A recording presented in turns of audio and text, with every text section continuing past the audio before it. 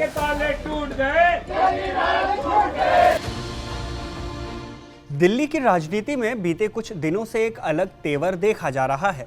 Party के नेता को जेल से बाहर लाने में लगी आम आदमी पार्टी अब पूरे जोश से पार्टी और गठबंधन के चुनाव प्रचार में लग गई है। प्रचार की इंटेंसिटी इसलिए भी तेज है क्योंकि दिल्ली के चुनाव के लिए अब ज़्यादा समय नहीं है। वहीं सीएम केजरीवाल के पास भी केवल 1 जून तक का समय है, मतलब 2 जून को उनको वापस से जेल में सरेंडर करना होगा। ऐसा इसलिए क्योंकि केजरीवाल अंतरिम जमानत पर बाहर आए हैं। अब यहाँ 2 सवाल हैं जो आप पूछ सकते हैं। पहला तो ये कि ये अंतरिम जमानत क्या है और आम जमानत से कितनी अलग है। दूसरा ये कि केजरीवाल के पास मिला जुला कर जो 21 दिनों का समय दिया गया उससे लोकसभा चुनाव में क्या असर पड़ सकता है।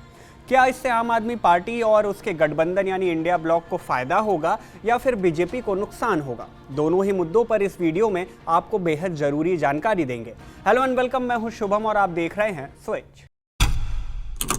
बीते 10 मई को पूरे 40 दिनों तक जेल में रहने के बाद दिल्ली के सीएम अरविंद केजरीवाल को अंतरिम जमानत दे दी गई। अंतरिम जमानत पर बाहर आए केजरीवाल ने फुल पावर से चुनाव प्रचार करना शुरू कर दिया। केजरीवाल के जेल के अंदर रहते देश में 3 चरणों के चुनाव हो गए। बाकी के 4 चरणों के चुनाव अब होने वाले हैं, जिनके लिए प्रचार करने के लिए केजरीवाल लग गए हैं।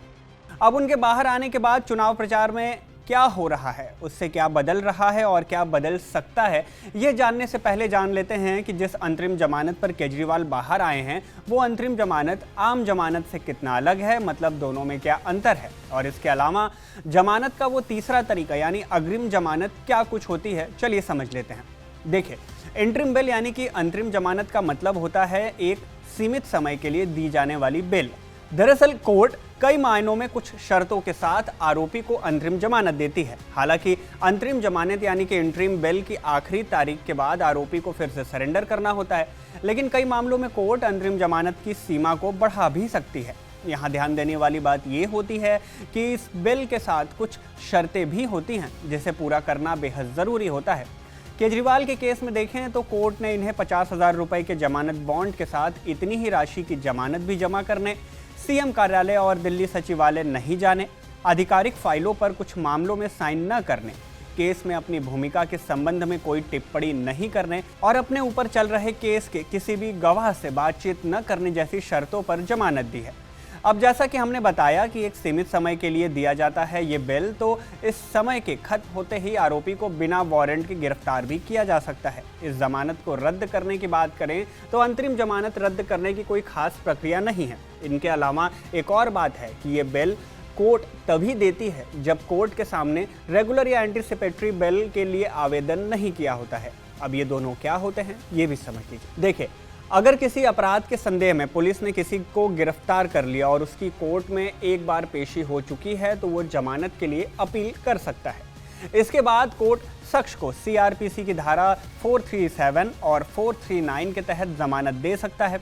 साधारण जमानत भारत के हर नागरिक का अधिकार है। यदि किसी भी व्यक्ति को किसी भी आरोप में पुलिस द्वारा हिरासत में रखा गया यानी उसे गिरफ्तार किया गया तो वो साधारण जमानत के लिए न्यायालय में अपील कर सकता है। इससे अलग रेगुलर बेल के अलावा एक और बेल होती है जिसे अग्रिम जमानत कहा जाता है। ये जमानत किसी भी व्यक्ति को गिरफ्तारी से पहले मिलती है।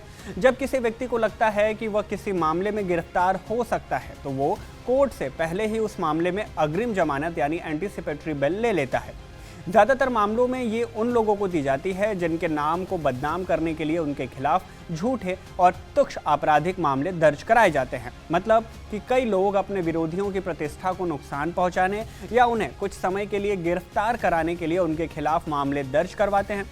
झूठे आरोपों से लोगों की प्रतिष्ठा को बचाने के लिए इस जमानत का इस्तेमाल किया जाता है। हालांकि अग्रिम जमानत हर तरह के मामलों में नहीं मिलती। जैसे अगर केस मर्डर, रेप जैसे गंभीर अपराधों से जुड़ा है तो इसमें आरोपी को अग्रिम जमानत नहीं दी जाती।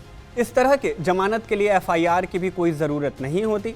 जब कोई व्यक्ति अपनी गिरफ्तारी के लिए मौजूद उपयुक्त आधारों का अनुमान लगाता है तो वो एफआईआर दर्ज कराने से पहले ही इसके लिए आवेदन कर सकता है। ये तो हो गई जमानत के तरीकों की बात। अब बात इस बारे में कर लेते हैं कि जमानत पर बाहर आए केजरीवाल इस बार के चुनाव में कितना फर्क ला सकते हैं। देखिए, फिलहाल लोकसभा चुनाव चल रहे हैं। इनमें 4 चरणों की वोटिंग हो चुकी है और बाकी के 3 चरणों की वोटिंग बाकी है। आम आदमी पार्टी के लिए महत्वपूर्ण माने जाने वाले 2 राज्य दिल्ली और पंजाब में अभी मतदान होना है। दिल्ली की 7 सीटों पर 25 मई को चुनाव है। यहां से आम आदमी पार्टी 4 सीटों पर और कांग्रेस 3 सीटों पर चुनाव लड़ रही है। दोनों ही पार्टियां इंडिया गठबंधन के तहत एक साथ मिलकर चुनावी मैदान में हैं। पंजाब की सभी 13 सीटों पर आम आदमी पार्टी अकेले चुनाव लड़ रही है। यहां 1 जून को मतदान होना है। इन दोनों राज्यों के अलावा आम आदमी पार्टी हरियाणा में भी 1 सीट पर चुनाव लड़ रही है। यहां दिल्ली के साथ ही 25 मई को चुनाव होने हैं। पूरे देश की अगर हम बात करें तो 543 में से 285 सीटों पर वोटिंग हो चुकी है। इनमें से कई जगहों पर आम आदमी पार्टी का भी आधार रहा है। ऐसे में राजनीतिक गलियारों में चलने वाली चर्चाओं को देखकर मीडिया रिपोर्ट्स में लिखा जा रहा है कि केजरीवाल की रिहाई से न सिर्फ उनकी पार्टी बल्कि पूरे इंडिया गठबंधन को फायदा मिलेगा। इससे पहले जब आम आदमी पार्टी के सांसद संजय सिंह को कुछ शर्तों के साथ जमानत दी गई तो ये भी देखा गया कि पार्टी कार्यकर्ताओं में जोश पहले से थोड़ा ज़्यादा हो गया। वहीं अब अरविंद केजरीवाल के बाहर आने से पार्टी के कार्यकर्ता से लेकर गठबंधन के नेताओं तक में पहले से ज़्यादा हिम्मत दिख रही है। मीडिया रिपोर्ट्स में ये भी कहा जा रहा है कि अरविंद केजरीवाल की मौजूदगी का दिल्ली और पंजाब में बड़ा प्रभाव पड़ेगा, क्योंकि केजरीवाल का कम्युनिकेशन स्किल उन्हें जनता से बेहतर तरीके से जोड़ता है। पार्टी कार्यकर्ताओं में केजरीवाल को लेकर ऐसी धारणा है कि केजरीवाल एक राष्ट्रव्यापी नेता हैं जिन्हें पूरे भारत में जाना जाता है। चुनाव प्रचार से बीजेपी को इससे थोड़ा नुकसान हो सकता है, क्योंकि केजरीवाल केवल दिल्ली में ही नहीं बल्कि कुछ राज्यों में भी अपनी पार्टी और इंडिया गठबंधन के लिए कैंपेनिंग करते रहेंगे। खैर, आपको क्या लगता है, क्या केजरीवाल के जेल से बाहर आने से पार्टी को फायदा होगा या नहीं? और क्या केजरीवाल अपने अंतरिम जमानत में चुनाव प्रचार कर चुनाव में कुछ बदलाव ला पाएंगे? अपनी राय हमें कमेंट बॉक्स में ज़रूर बताएं। वीडियो में दी गई जानकारी अगर आपको पसंद आई तो इसे लाइक करें, शेयर करें और अगर ऐसी वीडियोस देखना आपको पसंद है तो स्विच को सब्सक्राइब ज़रूर कर लें।